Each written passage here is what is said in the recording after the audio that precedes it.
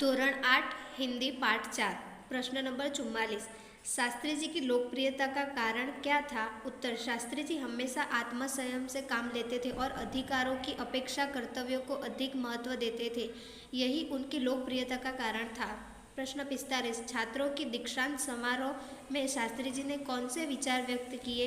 उत्तर, छात्रों के दीक्षांत समारोह में शास्त्री जी ने अपने विचार व्यक्त करते हुए कहा कि आपके भविष्य की मंजिल चाहे जो कुछ भी हो, आप में से प्रत्येक को यह सोचना चाहिए कि आप सबसे पहले देश के नागरिक हैं।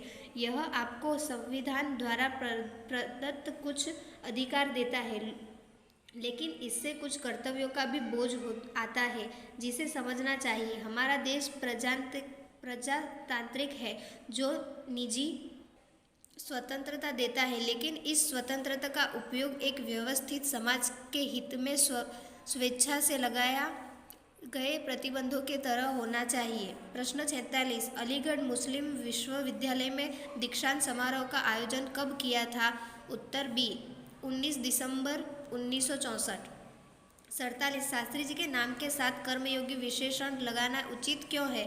उत्तर, शास्त्री जी का संपूर्ण जीवन कर्ममय था। वे भाग्य पर भरोसा करके बैठे रहने वाले व्यक्ति में से नहीं थे। उन्हें अपने चिंतन और कर्म की शक्ति पर अधिक भरोसा था। वे क्रमश अपने जीवन का रास्ता बनाते हुए आगे बढ़ते रहे। वे कर्म को ही ईश्वर मानते थे।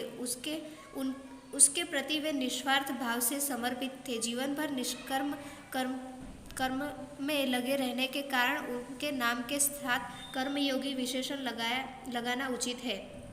48। पाठ में वर्णित शास्त्री जी की विशेषताएं लिखिए। उत्तर, शास्त्री जी सरल, विनम्र और सादगी प्रिय व्यक्ति थे। वे कर्म करने में विश्वास रखते थे। वे कर्म को ही ईश्वर मानते थे। अपने कार्य के प्रति वे सदा संपूर्ण समर्पित रहते थे। प्रधानमंत्री जैसे पद पर पहुंचने के बाद भी वे स्वयं को कभी शासक न मानकर हमेशा जनता का सेवक ही मानते थे। वे विशिष्ट होकर भी जीवन भर सामान्य बने रहे। प्रश्न 49। निम्नलिखित परिच्छेद का मातृभाषा में अनुवाद कीजिए।